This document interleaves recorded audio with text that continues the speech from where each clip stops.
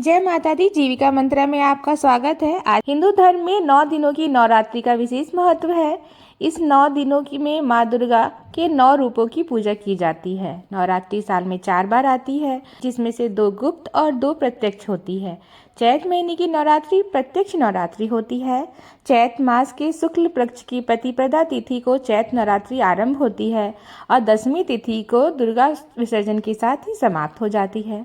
चलिए आपको बताते हैं साल 2024 में चैत्र नवरात्रि कब है, कलश स्थापना का शुभ मुहूर्त क्या रहेगा और अष्टमी नवमी तिथि कब रहेगी। इस बार साल 2024 में 9 अप्रैल मंगलवार से चैत्र नवरात्रि प्रारंभ हो जाती है, जो कि 17 अप्रैल बुधवार को समाप्त हो जाएगी।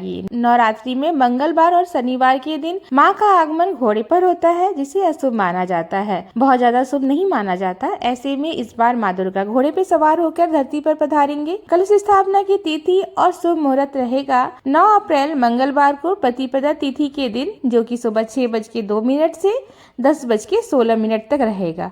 अगर आप इस समय कलश स्थापना न कर पाए तो अभिजीत मुहूर्त यानी कि सुबह 11:57 से दोपहर 12:48 के बीच भी कलश स्थापना कर सकते हैं। इस बार किसी भी तिथि की घटबढ़ नहीं है।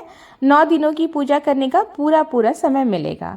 अष्टमी तिथि रहेगी 16 अप्रैल मंगलवार को, नवमी तिथि रहेगी 17 अप्रैल बुधवार को और 10वीं तिथि 18 अप्रैल गुरुवार को होगी। 10वीं तिथि को नवरात्रि का पारण और दुर्गा विसर्जन किया जाता है। इसी के साथ नवरात्रि व्रत का समापन हो जाएगा। नवरात्रि के यह 9 दिन बहुत ही पवित्र माने जाते हैं। इन 9 दिनों में भक्त अपनी सामर्थ्य के अनुसार माता रानी की पूजा करते हैं।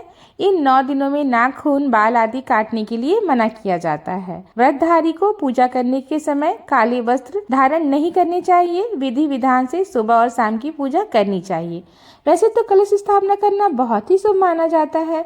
अगर आप किसी कारण से कलश स्थापना नहीं कर पाते हैं तो बिना कलश स्थापना के भी आप नवरात्रि के 9 दिन की पूजा, 9 दिन का उपवास रख सकते हैं। इन 9 दिनों में अखंड ज्योति भी जलाई जाती है, जो कि 9 दिन और 9 रात तक लगातार जलती रहती है। इन 9 दिनों में श्री दुर्गा चालीसा पाठ, श्री दुर्गा सप्तशती का पाठ किया जाता है।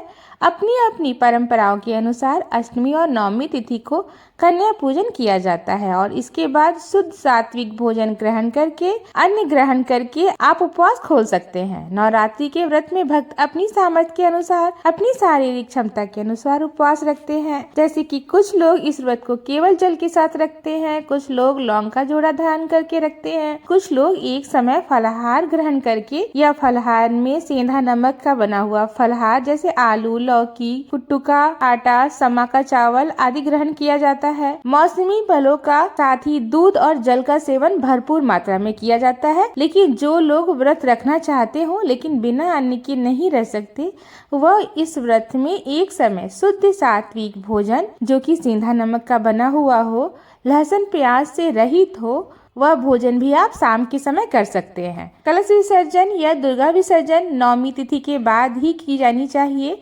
तो 17 अप्रैल बुधवार को दोपहर 3:14 तक नवमी तिथि रहेगी। इसके बाद से 10वीं तिथि प्रारंभ हो जाएगी। तो ऐसे में आप इस दिन शाम को सूर्यास्त के पहले तक विसर्जन कर सकते हैं। चैत के महीने में हमारे चैनल पर लगातार देवी भागवत पुराण की कथाएं सुनाई जाएंगी। नवरात्रि के पूरे 9 दिन तक हमारे चैनल पर दुर्गा सप्तशती पाठ के अलावा 9 दिन की पूजा विधि और कथा की जानकारी भी देख सकते हैं आप। जानकारी अगर अच्छी लगी हो तो वीडियो को लाइक कीजिए, चैनल को सब्सक्राइब करना बिल्कुल ना भूलें और साथ ही बेल बटन को भी दबा के जाएं। धन्यवाद।